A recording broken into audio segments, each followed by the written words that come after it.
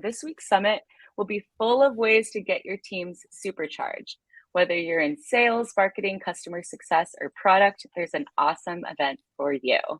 So if you want to see what we have going on for the rest of the day, click the agenda tab at the top of this page and you can see everything else that we have.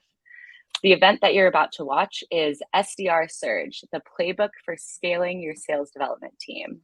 In the afternoon, we have Building the Future, Modern Sales Tech Design and Go-to-Market. And to close this out, we have not one, not three, but we have 5 CROs to speak on from 10 million to 100 million, the CRO's game plan to long-term growth. Now, here's the agenda for this session. I'm going to go over some quick housekeeping notes. Our fantastic speakers will do an introduction of themselves, and then they'll dive straight into the content. We'll have some time for Q&A right after, and then we'll wrap up with some key takeaways. But before we get into it, which I know you're all super excited about, some quick housekeeping notes. So first off, this event is being recorded just like all of our MSP events. You'll be able to access this recording and the key takeaways on our summit page of the MSP website following the event. And I'll drop the link in the chat so you can watch our events from the past 2 days. So if you missed any event, don't worry, you can always go back there, check out the key takeaways and watch the events from now until forever, until YouTube ceases to exist. Secondly, if you have a question for our speakers, please use the Q&A function at the top of the chat bar so that we can get them answered live and so they don't get muddled within the chat. Also, this chat is wide open, so please do chat in there. Where are you calling in from? What did you think about what a speaker just said? What do you want to double click into? And yeah, go all out. So let's get started. I'm going to introduce the one and only Nipul Chokshi, which is the head of marketing at Atrium. Nipul is going to be the moderator of today's fantastic panel. So Nipul, I'm going to hand it off to you. Awesome. Hey, everyone. Super excited to be here. Thanks, Gina, for kicking this off. I've got the awesome privilege of being kind of your tour guide or MC, if you will, working with the great folks here.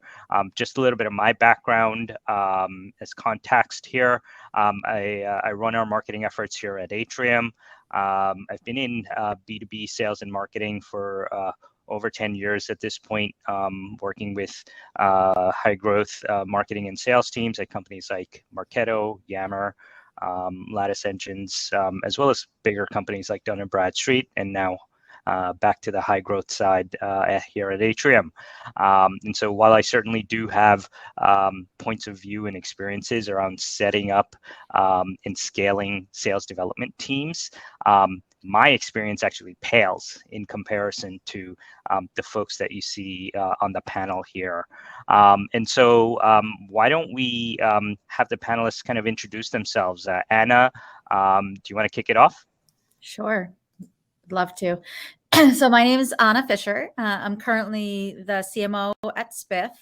And my responsibilities are, I guess my team is responsible for all the pipeline in the org, which of course means that includes the SDR org.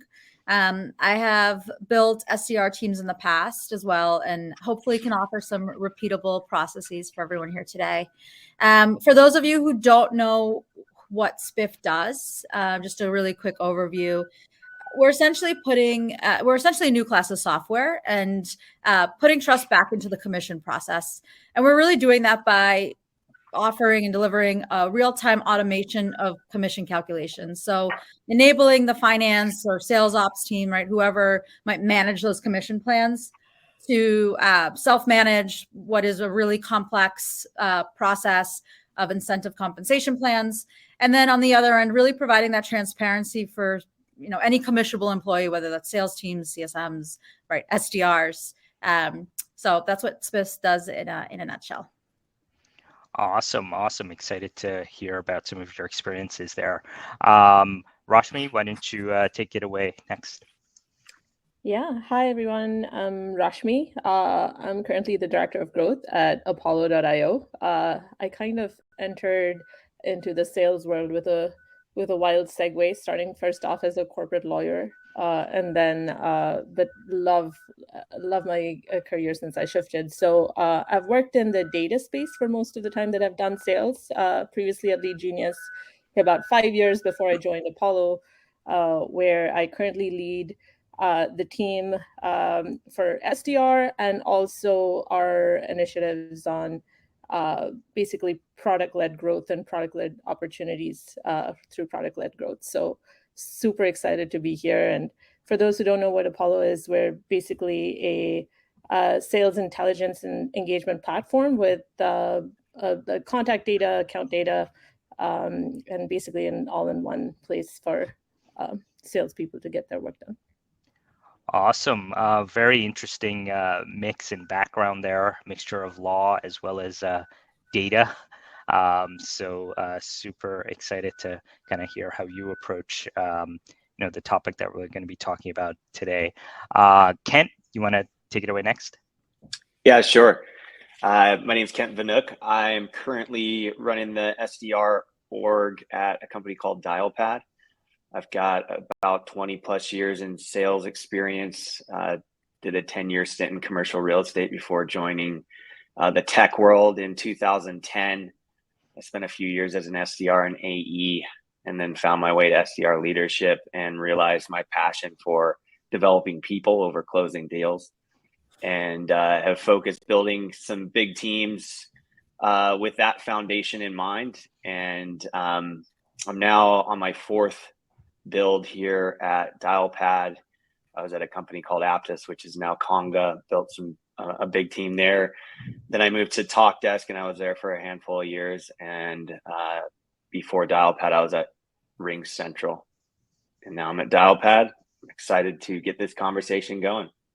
Awesome. Some amazing logos there that you've built out teams for. And so, Ralph, why don't you bring it home on the intros? Hello, everybody. Thank you. Really excited to be here with the Modern Sales Pros. What an incredible community it is. Hopefully we can add some value today in the discussion. I'm Ralph Barsi. I currently lead the global inside sales organization at trey.io in San Francisco. We're a dynamic automation platform that connects all the dots for companies with respect to sewing together all the components of their tech stack and driving automated workflows from those integrations. Sales development is near and dear to my heart. I have built and run teams in companies of all shapes and sizes and different phases of the maturity cycle. Prior to Trey, I ran the global sales development organization at ServiceNow. We had 230 SDRs at the time. By the time I left after 4 years in 2019, the team was producing over $700 million of revenue pipeline each year. So I think I've been around the block. I've seen quite a bit, and hopefully I can shed some light and share some insights for everyone. Awesome. So just kind of the breadth and depth of experience promises to make this a really exciting talk indeed here. So why don't we kick it off? Already I'm seeing a bunch of questions come in. The first one really kind of hits on a topic that I think is a good way to kind of kick it off here. We're all kind of in various modes of growth. And we've all had experience when it comes to building up an SDR team. So what I think would be really interesting for the audience is to really kind of get everyone's perspective on what do you look for when it comes to actually hiring and building an SDR team, especially as you're going through a really rapid growth phase. Kent, why don't you kick us off there? Sure. Can you hear me okay? I was skipping around a little bit. Okay, great. So I always hire for attitude, effort, and grit over anything else. I usually prefer a fresh ball of clay. Of course, experience is great, but if you can develop a program where you can hire to those things and get people up to speed in the role, you can really scale teams quickly. You can take people fresh out of school, people wanting to change their career path, something I did halfway through. So that's usually what I focus on. Awesome. Yeah, always interesting, and always an interesting trade-off between, do you hire experienced folks versus new folks right out of school, right? Rashmi, how do you kind of tend to think about this? So it's basically a mix of new folks and experienced. But at the end of the day, when you're digging back into, their approach, my personal approach is to see whether they're likely to be an A player. Are they 90% or more likely to hit? Basically, are they 90% or more likely to be able to perform at the top 10% level? And if the answers are satisfying, that's really great. The other aspect is this person likely to be the person who can raise the bar within the team? The fact if they're joining, will it make the others also feel like, oh, the bar was raised? It's really hard to say unless you dig in with some questions. But drive, curiosity, and growth mindset, I guess those are the other aspects that I want to see, especially with the new ones. Interesting. I love the kind of 90% chance of achieving kind of the 10% of outcomes, kind of like that framework, right? And I think like we all ultimately try to look for that. Ralph, when you and I talked earlier, you had some good kind of framework that you tend to look for when it comes to high potential SDRs for the team. Can you share a little bit about that? Sure. What's really important to me and to our team is that we're delighting the marketplace. We want to make sure that when we engage with prospects and customers and partners and even candidates who are interested in joining our team, that it's a delightful experience. We want to set a really great world-class impression from the outset so that the person we're talking to and engaging has an idea of what it's going to be like to work with us or work for us. So with that comes a lot of the attributes that we've just heard about. You've got to have a great attitude. You've got to have an energy level that sheds light, that is positive, that's empathetic. I'm a big fan of people who enter a situation and they shed warm sunlight instead of like suck the life out of the room. Those are the types of people I like to hang out with, and those are the types of people I like to work with. And those are definitely the types of people that I want representing our brand and our organization. Along with that comes just a sense of curiosity. I'm very interested to hear the types of questions that sales development reps ask, both of the organization as well as of the marketplace. They've got to be great conversationalists, having an idea and a mental map, if you will, of the beginning, the middle, and the end of the conversation and where they are in the discussion, so they're not fumbling over words, etc. And lastly, SDRs have to wear a lot of different hats and spin a lot of different plates. So being able to stay organized in the midst of the swirl is imperative. So those are just some key traits that we look for when we're hiring A players. Well, those are certainly setting a high bar, which is great. And then I think like as folks building high growth, high performing teams, we should, right? But and this is actually a question from Nirvana in the audience. What does that mean for lesser known startups? I think you all have worked at companies at earlier stages as well as later stages. Earlier stages where your brand is lesser known and you're competing against, kind of the Asanas of the world, the Salesforces of the world for that same talent.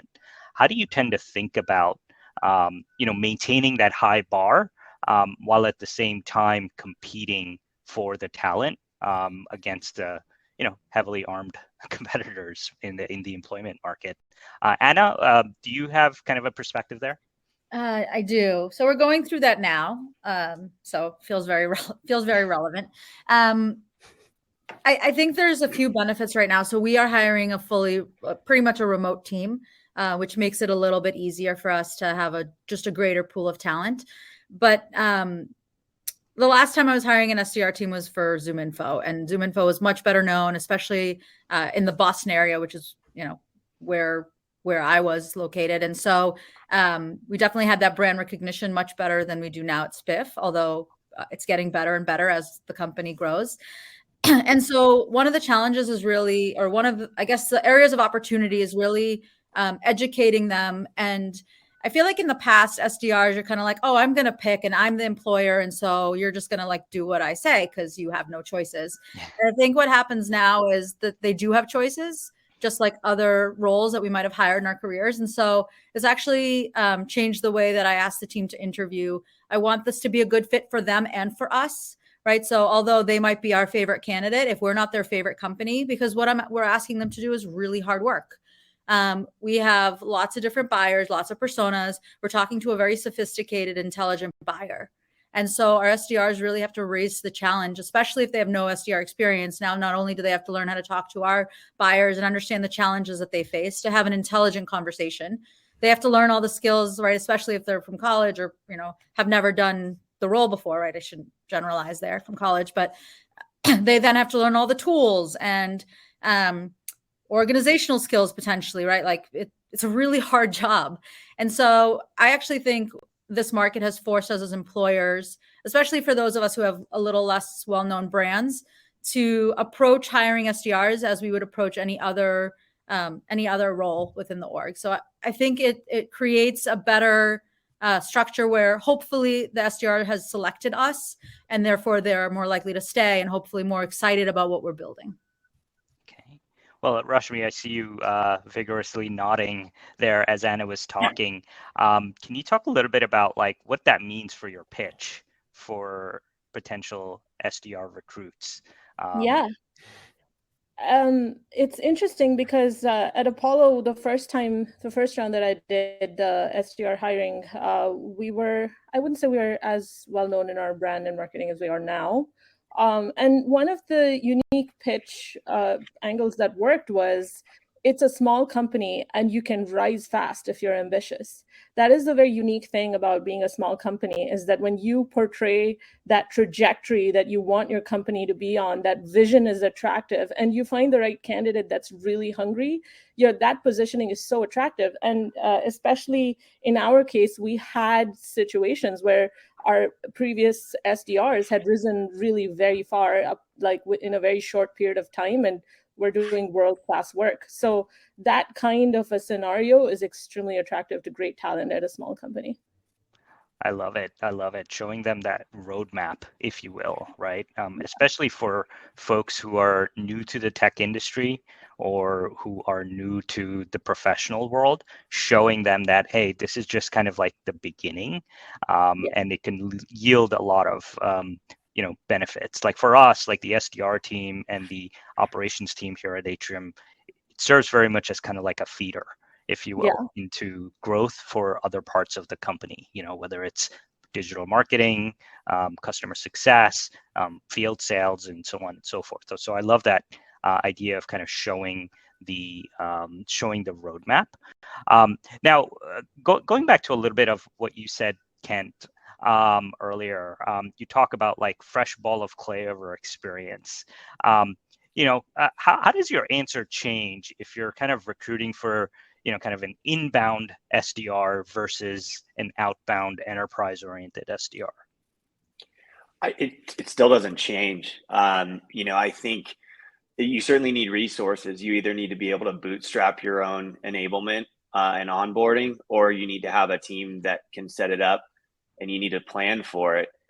But I think as sales development leaders, we need to be prepared to consistently train new superstars. And oftentimes with experience comes bad habits or unrealistic expectations of timing to be an AE and what that looks like. And so it doesn't mean that experience is horrible, but I want those three things over experience. And if someone has those, then we can show them how to be a good SDR. And then it's just about planning and budgeting to make sure that you have enough lead time to develop the pipeline that you need for the ever growing numbers that are in front of you. Well, it's interesting. Yeah. I mean, I think like it's interesting you talk about like just kind of enablement, right? And that kind of is a good segue into, like, once you've actually brought someone into the organization, how do you make sure that you're as effective as possible in terms of getting the most out of that person? Human beings are the most expensive, line item for any company. And so, you want to make sure that you're enabling, getting them on board and ramped as quickly as possible. And so I'd love to kind of shift the conversation a little bit to that and kind of how everyone thinks about onboarding and ramping SDRs and BDRs most effectively. And so I'll turn it over to you, Ralph. Can you talk a little bit about kind of the framework that you've used at Trey and other companies to make sure that you're getting the most out of SDRs, who are new to the company, and getting the most out of them as quickly as possible? Sure. That's a great question, and that's a big challenge for all sales development leaders. What's critical at Trey and in general is you've got to show the sales development team where north is. If you are confused or muddy or unclear about what direction we're all heading, we cannot fly in formation. So it's important that everybody knows what the mission is and what it is we're trying to accomplish, and that everybody buys into that mission, because everyone needs to be a contributor to it in order to move the needle for all of us. So with that in mind, some of the things that we include in our framework include what we call standards of excellence. Every quarter at Trey, we assess our SDRs on 4 key pillars. They all start with the letter P. We quantify and qualify each of our SDRs on performance, on proficiency, on process, and on professionalism. And beneath each of those headings, we have 3 subheadings that we ask the SDRs to rank themselves in from 1 to 5. 1 being, hey, I've got a lot of work to do, to 5 being, I'm an expert on the team, being sought out by my peers for my expertise, et cetera. And we then, as leaders, do the assessment with them each quarter and end up doing kind of a private stack ranking, which then informs calibrations for future promotions, eligibility, et cetera. We do that coupled with a pretty rigorous onboarding program, which centers on the customers and the prospects and the marketplace versus our company, our history, the iterations of our product, because we want our SDRs speaking to the marketplace about them and not about us per se. So we focus a lot of our efforts on critical business issues and problems that we're solving for people, and how we've brought people from X to Y in a given time frame. So those are just a couple key areas that we focus on. It goes much deeper than that, but I want to offer other people an opportunity to share how they're doing it. Yeah, absolutely. I love the kind of the outside in kind of perspective there. Kent, what are your thoughts here? Yeah, so I think, of course, second, what Ralph mentioned, setting up the foundation for product knowledge and process during onboarding, of course. I think one of the things I focus on is making sure that it doesn't drop off a cliff after the boot camps are over. And so the on the job, in the seat, on the phone training is, I think, what is key for shortening the ramp time and making sure that you can scale quickly, making sure that, you're not just putting people through death by PowerPoint or recorded sessions like we do these days, but also, shadow time and listening on calls and making sure that you're really reinforcing what the person just learned. And, I always use the Salesforce example. You show them how to use Salesforce, how to build reports, how to, create an opportunity if that's a function that the SDRs do.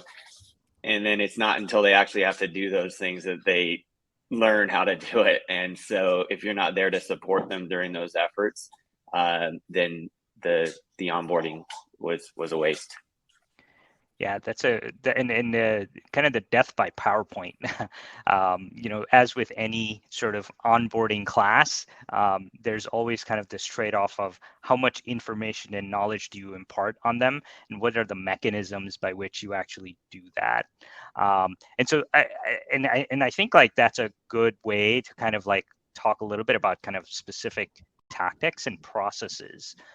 Anna, do you have any thoughts on like specific tactics and processes you've used on a day-to-day basis to kind of make sure that the SDRs are they get the knowledge they need so that they can be effective quickly? Yeah. So we have a few of the tactics that sort of all talked about, but one of the things that we haven't really talked about is creating some talk tracks and practicing. I think we can tell them all about our solution and, here's what the buyers care about. But at the end of the day, they're talking to real humans, and like, how do they uncover that person's actual challenges? They might know, high level, those are some of the things that might be top of mind. But again, they need to be able to speak to the person on the other end. And so how do we practice those conversations so that they feel more fluid, so that they feel more of like, I don't know how to put this, but almost like you're dating someone, right? Like, how do you understand who they are, what they are, and maybe they're the perfect fit and maybe they're not. And let's not force it if they're not, because you're not just wasting their time, you're wasting your own time, you're wasting the sales rep's time, right? Like, we need to identify quickly. We might think we know the right accounts or the right challenges, but we really should talk to people within the org and understand that. And that's hard to train, because again, everyone has different ways to learn. And so how do we have them practice before they're, officially on the phone? And then once they're officially on the phone or sending emails, how do we have call reviews? So we say, and we have the SDR sort of identify potential areas of opportunity, and we have other SDRs, and then we say, okay, we show this with the rest of the team, and then the rest of the team can kind of hear directly. So we're not like, shaming anybody, right? It's more of a learning opportunity to figure out, like, do you guys hear, sometimes it's hard to hear your mistakes. Do you guys hear what this person could maybe have done better? And again, the purpose of this is just learning. The purpose is not to look at people's mistakes, because it might be a call where we booked the meeting. We did it. The mission accomplished, but that doesn't mean it was the perfect call, or there might always be areas of learning. And so that's kind of like a tactical thing that I've seen work, especially if you're going after a more complex buyer that might have, different areas or speaks maybe even a different language that SDRs, you have to learn that, right? You might not know the language of accounting or finance or whatever that is, and unless you've done it before. And so there's just a lot of like rigorous training and making sure that people are excited to continue to learn, and that they're not like bored. And I think it's been said with like although we do have the PowerPoints and the work ramp courses and the watch this and then respond, right? But it has to be coupled with people all learn differently. Right. Yeah. There's definitely different mechanisms that you can use. And again, to your point, right? Like, the content matters, right? And again, ties back to kind of what Ralph brought up earlier, which is you want to take that prospect first perspective. And Cliff actually asked an interesting question from the audience that I'll just kind of paraphrase here. Look, I mean, ultimately, we want SDRs to be as efficient as possible. But at the same time, like, we need to be stewards of kind of the buyer journey, right? Just as kind of brands, and make sure brands are actually served by the SDR function in such a way that it benefits the brand, that it benefits the customer rather than us. So when you think about like the content in terms of onboarding and ramping SDRs, how do you think about kind of the trade-off between training the SDRs to be kind of customer-centric versus efficient in their jobs? Rashmi, I'll kind of have you kind of give your thoughts, and then we can ask the others. Yeah, I mean, this is the central balance that is the SDR's job. And I think Ralph really captured it very beautifully when he said, like, the delightful experience is very important. And the SDRs basically are they serve a function to basically see whether there's a readiness to engage in a buying cycle. And if you're putting your SDRs in front of those types of accounts where development is actually required, then you're doing a good job in positioning to your buyer and also positioning your SDRs to understand where their job adds the most value and what outputs they can accomplish. So, I mean, cost efficient against SDRs. This is where I think like SDR talent and your recruiting efforts being really strong is going to be helpful to you, because it's a matter of like there is a human element to this aspect to be able to recognize when there's interest, when there's a buying opportunity, when there's a hesitancy, when there's just mere curiosity. And SDRs who have that instinct and who are set up to take ownership of their process and then bring out the most from it are basically where it's most valuable. Otherwise, we have so much automation in the industry and we could all just go in that direction. But the prospect experience there would be terrible. So like I think SDR talent is key. Absolutely. Kent, how do you kind of think about that balance between, making sure that the SDRs are efficient in their jobs while at the same time making sure that they're actually, driving that superior experience that Ralph had called it?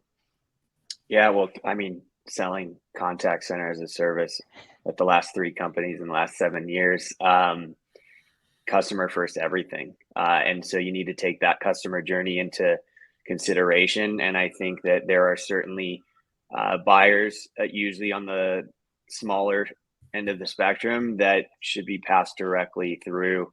And it doesn't make sense to have, repeated conversations with SDRs. And then as you move up, I think it's actually very useful to have an SDR, but it's up to us to make sure that the SDR is useful and not just, going through what we want to know as a company, but actually being that consultative resource for someone that's very early in their stage or information gathering. And that way we can direct them to the right place. And then it's up to us to make sure that we pass along notes so that there's no repeat conversations, and, get in front of the account executive and make sure that the person knows what has happened before introducing them to the conversation, to eliminate some of that frustration or annoyance that can happen, certainly, if you're not set up appropriately. Yeah, absolutely. And that's actually a good kind of segue into the next topic that I wanted to bring up, which is really all about like your ongoing process and kind of the technology that you focus on and kind of leverage in order to drive scaling. And Ralph, I think you had a pretty unique kind of point of view here. So why don't you kick us off on this one?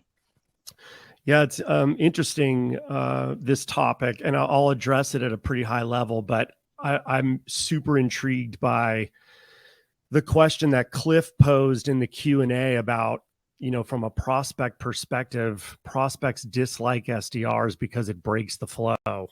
So that breaks my heart to read. And I want to go back to that question if we can. But with respect to technology and scaling, what is super important to keep in mind with SDR work is that you have to do the stuff that doesn't scale. We leverage automated sequences, for example, with emails, and it can be super effective if done properly.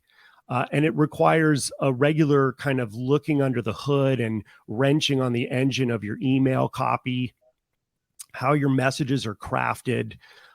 It requires listening to game tape of the calls that your SDRs are doing to see if they're establishing conversation flow, to see if they are delighting prospects and customers, which, by the way, comes from intense knowledge of that prospect and customer's problems and critical business issues. That goes back to the proficiency piece I was talking about. If you, as a leader on this call, are not focused on ensuring that those areas are covered with your SDRs and continuously trained, you're up a pretty steep hill. And you're going to start getting questions like the one Cliff posed in this chat.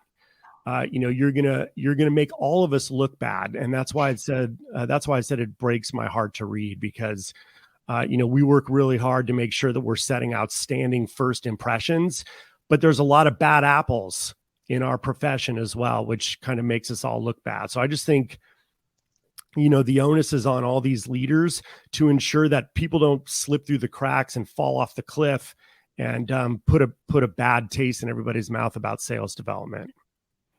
Yeah, no, that's here on that one for sure, Ralph. I actually also think that the problem is exacerbated because we're kind of all dealing with more of a distributed workforce, right? We're all in situations where you can't just have everybody on the same sales floor anymore. It's important to be able to kind of manage in a distributed environment. Can you talk a little bit about how you're kind of thinking about your processes when it comes to scaling the team, Rashmi, especially in kind of a distributed kind of environment that we find ourselves in now? Yeah.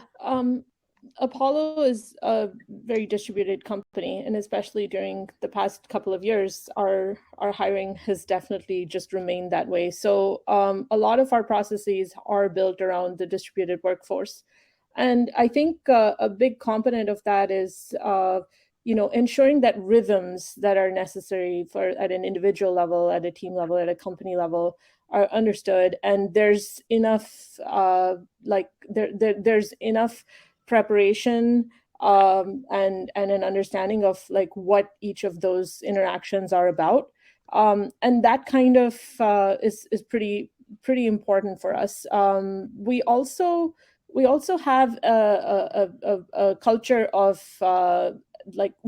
end of the week accountability to just look back and like analyze what went good, what didn't go great, and share that openly in a discussion before we close out the week. And I think the most valuable thing also from that is to talk about what's going to happen next week and what's a backup plan if it doesn't go exactly as you hope.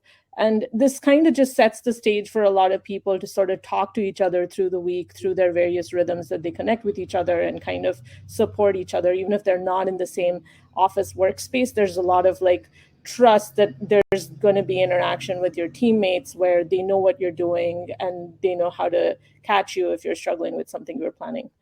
But that's helped us a lot. Yeah. Anna, what are your thoughts there? Yeah, so I agree with everything that's been said, and like when Rashmi's speaking, I feel heard. I'm like, yes, amen. But I think the fact that we have a distributed workforce also, we've really leveraged and we rely on technology a lot more, like Zoom, for example, to build those relationships and to really train the team. So it's done one of two things. One, it's obviously harder because you can't hear your colleagues on the phone. But what it has forced us to do, and this is not something I used to do in the past, right, is have a team meeting, a daily stand-up. And the purpose is not just to say that someone's awake, right? Like there's nothing worse than if someone's checking in to make sure you're up and you're ready to go. No, if there's not any relevant content to share, we cancel the meeting. But what it does do, right, and again, you don't, in SDR orgs, at least I haven't had these like daily stand-ups when everyone's in the office. You sort of like walk by each other, you hear each other, but this has created an opportunity to have these scheduled trainings. And they're more of it's just more like consistency. So we have an opportunity to say, hey, let either celebrate someone that's done a really tremendous job that day or have an area of opportunity to continue to learn. So I think technology has been kind of a blessing and a curse in this environment. When I think of, and I think back to sort of Cliff's question around experiences where it's really fallen through on the prospect side or on the customer side, I think some of that is because of our reliance on technology and automating processes instead of getting to know our buyers. But it's also helped move things through the funnel a little faster once we do get to know our buyer, right? Like giving them the opportunity to book a meeting when is available for them without the back and forth, right? Is an example where it definitely accelerates the buying process if we've already sort of had an opportunity to talk to them. And, so again, in my opinion, it's a blessing and a curse. There's incredible technology out there that didn't exist, even a few years ago, that's really helping our SDRs be more productive. But I still think at the end of the day, like what really motivates people, right, and our SDRs is the human interactions and knowing that they're going to be successful, and transparency to, I don't know, like shameless plug here, but to know what they're going to get paid, right? A technology to actually know that if I do this, I will get paid that, like trusting their leaders, trusting their companies, so that they can put their best foot forward and do the really hard job that we're asking them to do. Yeah, and I think like what I really liked about your answer, Anna, is like intentionality matters, right? You have to be intentional about driving those human interactions in order to make sure that you're not losing, kind of what you had in the office, if you will. Now, that obviously has implications in terms of how you train your managers, right? And educate managers on how they can be coaching the SDRs. Do you have any perspective on kind of how that changes how you train your managers to be more effective? Just as we have an SDR playbook, there should be an SDR management playbook, of course, which is usually plays second fiddle. I'd argue that it should probably play first when you're setting up your process, because it'll, of course, create that foundation for the rest of the team. And so, absolutely need to make sure that our managers are able to understand the difference between a one-on-one and coaching, and making sure that those things are happening in different sessions, because it's hard to have a one-on-one and then go into trying to coach and correct some of the things that you discover on said one-on-one. And then also making sure that the managers are going out and getting all the cool things that our SDRs are doing. I run a very lean tech stack, and that's because I don't want robots. And to Ralph's point, like we need to do the things that don't necessarily scale, and the boots on the ground in the trenches SDRs have the best ideas that I've used and spread across my teams. But also we need to be constantly reiterating and reviewing our process and strategy. And so, what's working today is probably going to be half as effective tomorrow. And so, our leaders need to be constantly having that pulse on the market and the situation, so that we can continue to be effective in the role. Yeah. And Ralph, in your intro, you said you built some pretty big SDR teams. So surely you've got some thoughts as to how you can make your SDR managers more effective. How do you kind of think about that from a process tooling standpoint? Well, first of all, it starts with me seeing myself at the bottom of the org chart versus the top. I'm here to serve my leaders and the individual contributors on my team. And my primary responsibility is to really remove obstacles from their paths so they can get where they're trying to go personally and professionally. Going back to the things that don't scale, it's important that I get to know my leaders and individual contributors as best as I can. That way I can understand the why that's really driving them. So I know why they're showing up every day, what it is they're trying to accomplish in their life. To Anna's point, they want to get paid for their hard work. Find out the reason, why they want to get paid, what they plan to do with all this money that they're about to make, because they're going to hit rough patches and they're going to have some tough times. And if you as a leader are not in touch with what their purpose is, it's going to be a really hard time for you to try to inspire them and motivate them to get back on the rails. So with respect to tooling, it's just a matter of leading by example. I send a weekly update every Sunday morning to my team that, my directs are copied on and extended directs are copied on. And in kind, my leaders send weekly updates as well to their directs, et cetera. And that's how you ultimately scale a large organization. It's through clear, consistent, and concise communication. And that way the message could be cascaded across the organization and everybody's on point and everybody's on message and everybody can sleep at night because we know that we're all heading in the right direction. So those are just some examples. I don't lean too much on technology. with all due respect to technology. And then lastly, I think I have a unique approach in that I lead with love. I love my people and I want them to do really, really well in their career. I recognize that they're going to be temporarily on my team and in my organization. And I want them to go off and do great things in their career and remember what they learned when they were, under my oversight and under my leadership. And hopefully they have a real positive experience from it. I love it. I love it. And I love the fact that, we've all kind of like say, okay, technology is a great kind of enabler, but that's not the only thing here, right? What really matters is just kind of leading your team there. And so, what else? Just in terms of like processes or technology, you think that can actually help take it to an 11, if you will. Rashmi, you were nodding pretty vigorously to Ralph's comments there. Did you have anything else to add there? Yeah, it was very interesting to hear Ralph talk about his weekly report to his directs, and same thing, directs down to their directs, because we have a very similar rhythm that's very helpful to us, but it's the other way around. We basically set our weeks up so that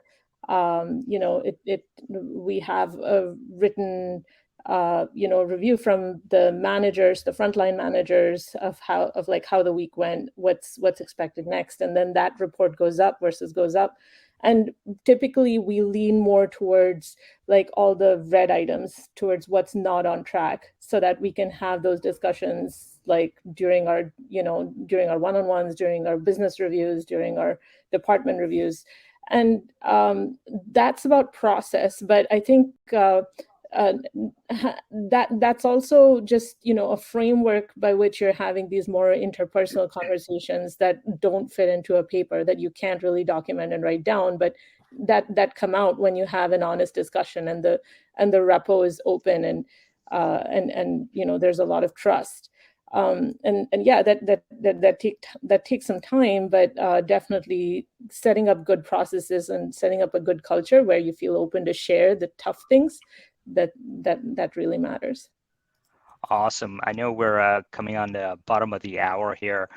Before we kind of talk about key takeaways, and I feel like this question has to get asked in any session where we have a whole bunch of SDR leaders, SDR team leaders here. So Doug Landis asked, should SDR, that function, belong in marketing or sales? There's debates on this on online forums, as well as other webinars. You can do a whole kind of 2-day session summit, if you will, just around this particular topic and kind of the subcomponents. But I'd just kind of love to get your guys' thoughts there. I think everyone here, though, is kind of reporting into the marketing function ultimately. So maybe we all have kind of like predisposed notions on this, but I'd love to kind of get your thoughts on this. Kent, do you want to kick it off? Like, what's your thoughts on where does the SDR function belong? Sure. So starting off, I've probably reported into everywhere. I've reported directly to the CEO at TalkDesk.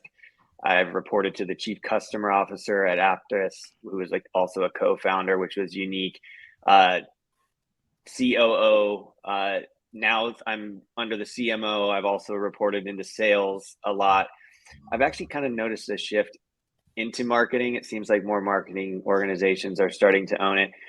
But I think like where it lives, and if you have really strong opinions, is probably driven a little bit by ego. I think what we need to be is a partnership with sales, marketing, and operations. I did a session a couple of years ago on this, and we need to hold ourselves accountable for metrics and how we deliver to each organization.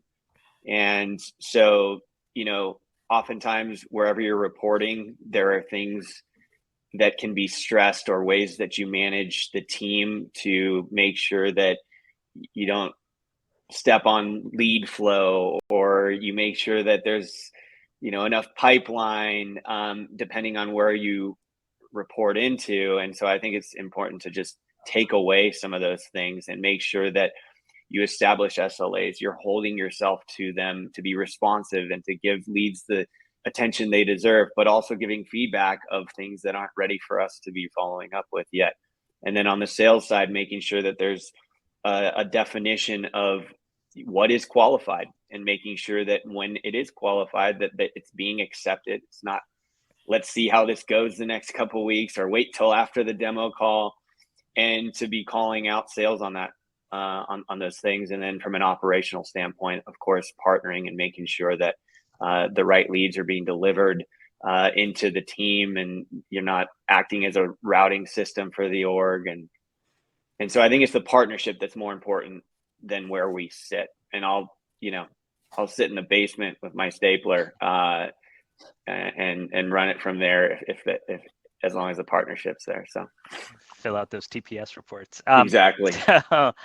Anna, you were quite vociferous. I feel that. No, so I'll speak for myself. So right now our SDR org is in the marketing part of the org. I have a dedicated focus there with the demand gen team supporting the SDRs, right? It was in our sales org. They just needed a little bit more love, and I have built out SDR teams, so it sort of just made sense for our business.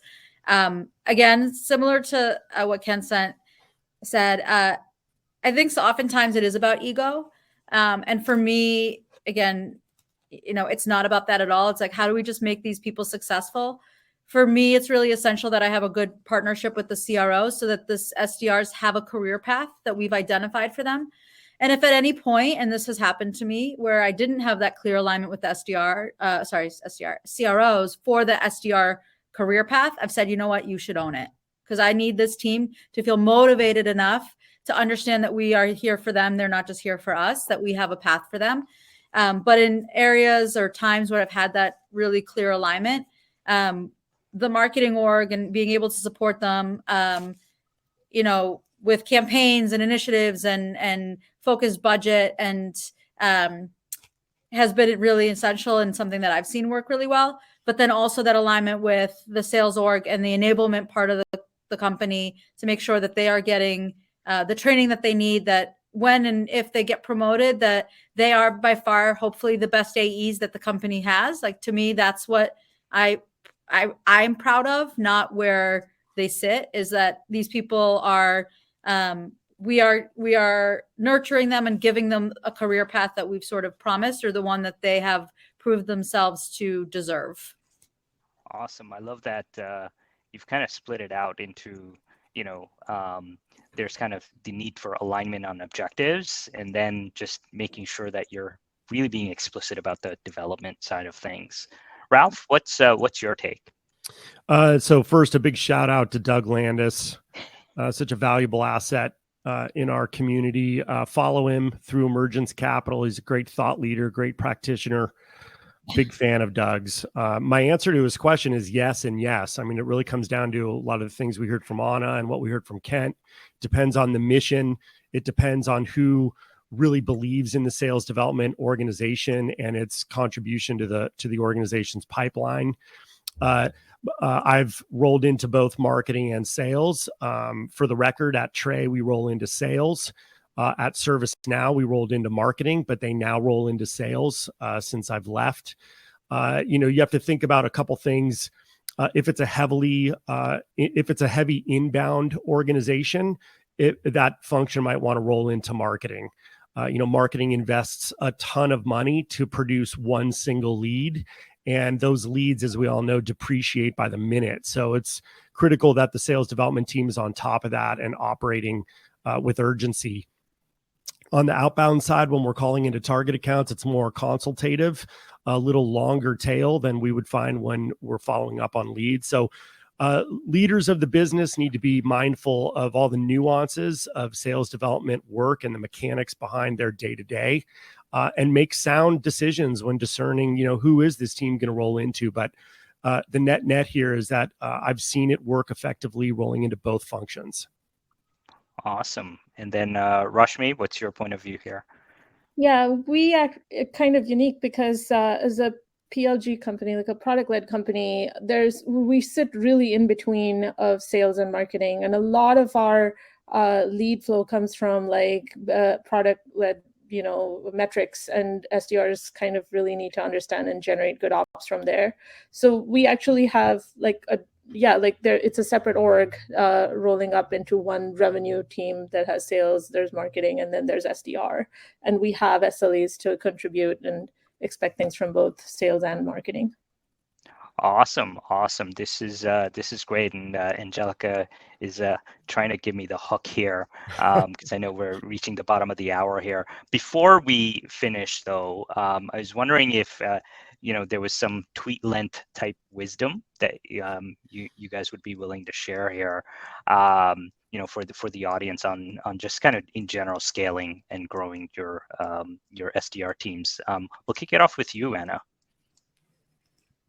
I mean, the biggest sort of takeaway for me is really treating the SDRs as humans. They are humans. They all learn differently. They all want to be successful, want to provide value, want to grow. And so it's our jobs as leaders, especially as hiring managers and managers of hiring managers, to make sure that doesn't fall through. And we are obviously numbers driven, and numbers really matter, but the human who's sort of delivering that value really matters as well. Awesome. Rashmi? Yeah. I think we should basically set your SDRs up for ownership and then give them good guiding principles so that they can own their process. Awesome. And then Kent, how would you wrap up? Yeah, I said it earlier, but what's working today is probably half as effective as it is tomorrow, and so it's important to continue to evolve your process and strategy. And I think that tailors to the human aspect as well, right? As people change, as the new generation is coming up, we need to take that into consideration as leaders. Cool. And Ralph, bring it home. Sure. Mine's just a quote from the late, great Jim Rohn. It's success is something you attract by becoming an attractive person. Success is not something you pursue. So work on yourself harder than you work on your job, and everything's going to work out just fine. That's a great quote. And on that, I want to thank the panelists here. I've definitely learned a lot. So thank you for, engaging and providing your points of view here. And thank you for the audience for being here. Angelica, you want to take it away? Yeah, absolutely. Again, thank you so much, everyone, and the panelists. Thank you, Nipul, Kent, Anna, Rashmi, and Ralph for an amazing, informative session to kick our final summit day off. And thank you, everyone, again, for attending and asking us some really great questions. Before you leave, we have amazing content after this. Next up on the agenda, we have building the future of modern sales tech design and go-to-market. So be sure to register. We'll drop the link in the chat box there, and we'll see you there. Thank you, everyone, and have a great day.